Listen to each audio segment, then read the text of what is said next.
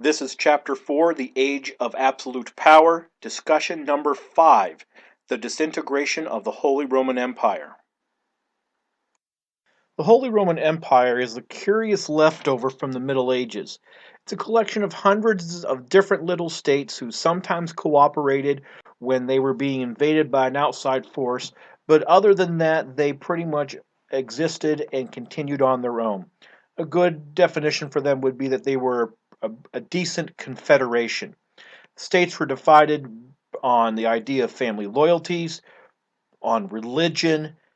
Sometimes they started forming alliances with each other, but primarily the North was the Protestant group and the South was the Catholic group. I want you to look at slide 23 and first of all realize that the green parts were the Catholics. Lutherans and Calvinists were both Protestants. So together you see that a lot of the northern areas were Protestant. Again, as you get further away from Rome, remember that Luther was in the north, and that's where a lot of that started. You see that Wittenberg is right there, that yellow section right smack in the middle. And another thing I want you to notice, though, is notice all the little lines and circles of those are all the different kingdoms inside the Holy Roman Empire. Literally over 150 to 200, depending on when you're taking your count, of all these different little kingdoms inside this region. And one of the reasons why the Holy Roman Empire was a problem per se is because all these different little kings were trying to make a name for themselves. Sometimes they'd start beating up on other people, sometimes other people would be beating on them, and there wasn't a lot of cohesion between these groups. So what started in Bohemia, which is located in the southwest or southeast area of the Holy Roman Empire, we have a squabble between Protestants and the Catholic Ferdinand of Bohemia. Essentially, the Catholic leader tried to get rid of all the Protestants in his area and all of southern the Holy Roman Empire, and other Protestant royals from all over Europe were upset by the fact that people who worshipped in their same faith were essentially being exterminated based solely on their faith. And so we start having a general war as both the Catholics start getting themselves different allies from amongst the Holy Roman Empire duchies, and the Protestants start teaming up to combat them. Both sides start hiring professional soldiers to continue the fight. And what gets really interesting is France gets involved. Remember, France, we talked about this earlier in the chapter, was being run by the cardinals. And the cardinals, who are Catholic, helped the Protestants. They did it because of a political advantage, not for the faith, because they wanted to make sure that the Catholic areas would not coalesce and unite and threaten the power of Europe. They wanted the Protestants, who were all about protesting against this unified Catholic religion, to remain separated. That would keep the Holy Roman Empire in these fragmented pieces, and then France wouldn't have to worry about a major power growing up in what we are later going to call Germany. The Peace of Westphalia settled this 30 Years' War in that, first of all, France got territory, so they win, plus all these different Holy Roman Empire states with this German culture were required to remain independent and sovereign. They were not allowed to try to coalesce, or France would come in and teach them a lesson again. One of the big results, though, of the 30 Years' War is that a lot of people died. It was probably the more significant war in European history.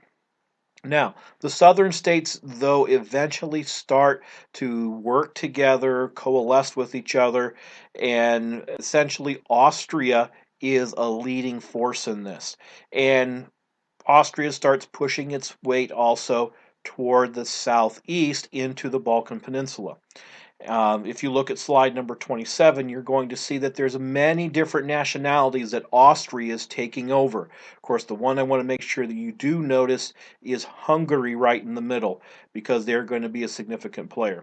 So, as the ruler of Austria is going to he realizes he's getting old, and he's looking around and saying who's going to be his heir, and he sees it's going to be his daughter. And the daughter doesn't exactly strike him as being someone who's capable of maintaining an empire. So he does himself. Sounds really nice, but it really wasn't smart. He went around to all the local empire leaders and he said, "Okay, when I die, my daughter is going to be in charge. I want you guys to promise not to attack her because we're all going to be behaving as gentlemen." And pretty much all the people around Austria, with their fingers crossed, said, "We promise we won't attack Austria when you die." But as soon as he died and Maria Theresa was put in charge, poof, it was like vultures on a dead carcass. Everyone started piling up on Austria to try to get whatever they could out of it. Now, Maria Theresa did realize that she was in a bad position. However, what she did was that she went to Hungary, which was part of the Austrian Empire, and said, "Tell you what, folks, if you help me and supply me troops, if you help me and help defend Austria, I will give you certain amounts of autonomy so that you could have your own parliament, that you can make your own rules for this region of the empire, so long as we cooperate in a certain amount of areas, so that we can defend against these northern German states who are trying to take part of the empire."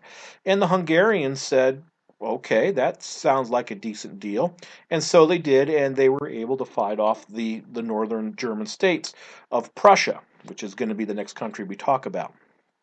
So what we see here is that another war of succession. People always worrying about who's going to be put in charge of a particular region and what's going to happen to the balance of power. Now, when we get to the northern states, we're finding that they're going to start coalescing in this Protestant idea around the Hohenzollerns, which is the idea of Prussia. Frederick William I gained the loyalties of the local lords, who were called Junkers, and the army becomes the preeminent power in Prussia. Hopefully, in your ancient world history, you heard about Sparta, how everyone was required to be part of the military, and everyone trained for the military, and everything about the civilization, the culture was contingent on the military, and the Prussians were essentially a modern equivalent of this structure. And it got to the point that while Prussia was a small kingdom kind of way off to the side, that Prussia became a feared military power because of what they were able to do. Now, the son of Frederick William I, Frederick II, is the one who took over the army, and then he was the one that was attacking Maria Theresa. And the Prussians are going to be highly significant as they are going to later lead the beginning of what we're going to call the nation of Germany in the mid to late 1800s. On top of that, remember that the American Revolution was aided by a Prussian, von Steuben. He's the one who came to Valley Forge and started teaching the American troops how to act like real soldiers and really established um, the American military as something that was not just a bunch of farmers going out and shooting their guns at the big red jackets, and made them capable of winning the American Revolution. Concludes discussion number 5, the disintegration of the Holy Roman Empire, as part of chapter 4, the age of absolute power.